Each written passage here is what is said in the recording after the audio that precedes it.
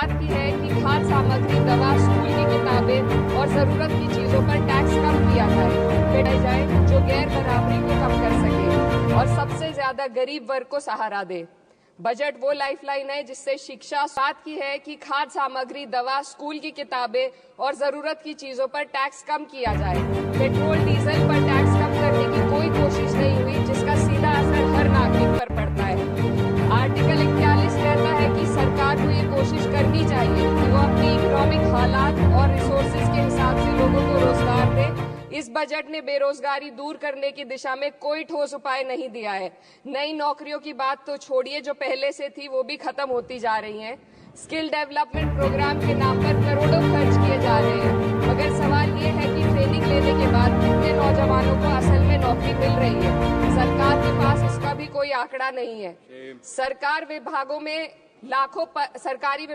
लाखों पद खाली हैं, मगर भर्ती का कोई प्लान नहीं है।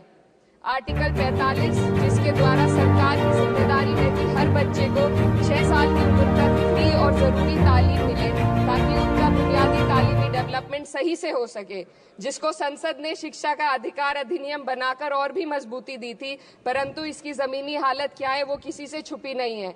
नगरीय क्षेत्रों में सरकारी स्कूलों में शिक्षक न होने की वजह से स्कूल बंद हो रहे हैं तथा दूरस्थ ग्रामीण क्षेत्र के स्कूलों में टीचर ही नहीं पहुंच पा रहे। बात तो सही है।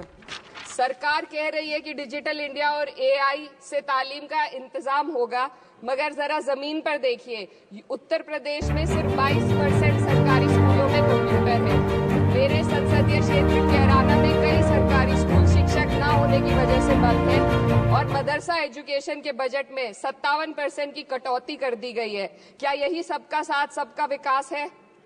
इसी तर्ज पर अस्पताल हैं जहां पर डॉक्टर नहीं है। आर्टिकल 47 अच्छी सेहत और जिंदगी के स्टैंडर्ड को बेहतर बनाने की आवश्यकता पर जोर देता है। राज्य की जिम्मेदारी है कि लोगों की सेहत और उनके वेलबींग को बेहतर करने के लिए जरूरी कदम उठाए, लेकिन हकीकत यह है कि इस बजट का सिर्फ 2% ही आम जनता तक पहुंच पाता है। शामली जिले में 84 डॉक्टर की पोस्ट स्वीकृत है, मगर सिर्फ 29 डॉक्टर काम कर रहे हैं और गायनोकोलॉजिस्ट मात्र 1 है। दवाइयों की कीमतें बढ़ती जा रही हैं, मगर गरीबों के लिए कोई राहत नहीं है। सरकार ने महिलाओं के लिए बजट बढ़ाने का दावा किया, मगर 81% इसका बजट सिर्फ पोषण योजनाओं में डाला गया है। महिलाओं के रोजगार, उनकी इकोनॉमिक इंडिपेंडेंस और सुरक्षा के लिए कोई ठोस योजना नहीं बनाई है। बेटी बचाओ बेटी पढ़ाओ का बजट घटा दिया गया, जिससे साफ है कि ये सिर्फ नारेबाजी थी और कुछ नहीं। किसानों की बदहाली हम सबके सामने है, लगातार चलती आ रही है। 2016 में कहा गया था कि 2022 तक किसानों की आमदनी दोगुनी होगी, मगर 2025 आ गया और एमएसपी पर कोई ठोस गारंटी आज भी नहीं गई है। गन्ना किसानों का बकाया अब तक नहीं मिल पा रहा है और तो और उत्तर प्रदेश में अभी तक गन्ना मूल्य भी तय नहीं किया गया है। डीएपी, यूरिया और खाद की कमी से परेशान किसान आज भी सड़क पर प्रदर्शन कर रहे हैं। मजदूरों के लिए जो सबसे बड़ी योजना मनरेगा थी, सरकार कहती है कि मनरेगा ग्रामीण भारत की रीढ़ है, मगर बजट में कोई भी बढ़ोतरी नहीं मिलना बहुत शर्मसार है। औसतन 44 दिन का ही रोजगार मिल रहा है, जबकि स्कीम 100 दिन की गारंटी की होती है। भारतीय रेलवे देश के लोगों की जीवन रेखा है और इसी से यहाँ के लोगों की आर्थिक एवं सामाजिक जिंदगी चल रही है। देश के हर हिस्से को रेल कनेक्टिविटी से जोड़े जाना सरकार की कल्याणकारी नीति का हिस्सा है।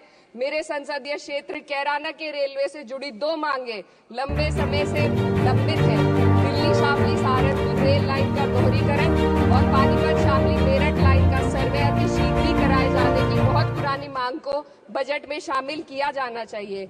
देश भर में बिजली की दरें बेहद असमान है। उत्तर प्रदेश में ये दरें बहुत ज्यादा है। देश भर में एक समान बिजली दरें लागू करने का प्रावधान किया जाए। रिवाम्प योजना में हर घर तक बिजली पहुंचाने के लिए एलटी लाइन बनाने का प्रावधान भी जोड़ा जाए। कृषि उपकरणों व खाद डीएपी को जीएसटी से मुक्त किया जाए। किसानों की एमएसपी की मांग को पूरा करने के साथ साथ उत्तर प्रदेश के किसानों को गन्ना मूल्य निर्धारण पिछले वर्ष से बढ़ाकर किया जाना बेहद जरूरी है। एनसीआर में तो शामिल किया गया है, परंतु वहां पर कोई विकास नहीं हुआ तथा उसको कोई भी लाभ नहीं मिला है। वहां के लोग सिर्फ प्रदूषण के बाध्यकारी नियमों से परेशान हैं, इसलिए दोनों जनपदों को एनसीआर की सीमा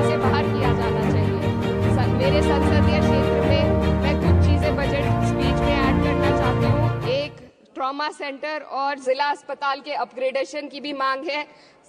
जनपद शामली और सहारनपुर में एक महिला डिग्री कॉलेज खोला जाए। कैराना में यमुना नदी के घाट पर सौंदर्य कार्य का भी कार्य जोड़ा जाए।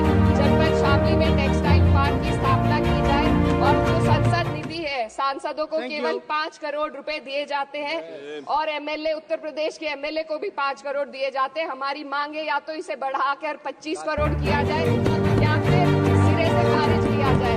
Sir the union budget was an opportunity to address the pressing. Sir, just 1 minute. Please, 2 more speakers are in your party. Sir, just pressing concern of India's citizen, rising unemployment, soaring inflation, crumbling public services and deepening rural distress. Yet, instead of offering real solution, the government has focused on optics and half measures. While tax relief for the middle class is welcome, it does nothing for the millions who earn too little to benefit from it. Education remains underfunded, rural employment stagnates, and farmers continue to struggle without meaningful support. The delays in conducting the census and caste census further exposes the government's disregard for data-driven policy making and social justice. India needs a budget that prioritizes its people, not just its economic headlines. A budget that invests in human capital, strengthens social security, and ensures dignity and stability for all. But what we have instead is another missed opportunity, one that fails the poor, the youth, the farmers, and the women of this country. Budget प्रस्ताव पर अपने विरोध को मैं 2 पंक्तियों में आपके सामने रखना चाहूंगी। बेदम हुए बीमार दवा क्यों नहीं देते? बेदम हुए बीमार दवा क्यों नहीं देते? तुम अच्छे बसिया हो शिफा क्यों नहीं देते? मिट जाएगी मखलूक को इंसाफ करोगे, तुमसे वो तो हश्र उठा क्यों नहीं देते?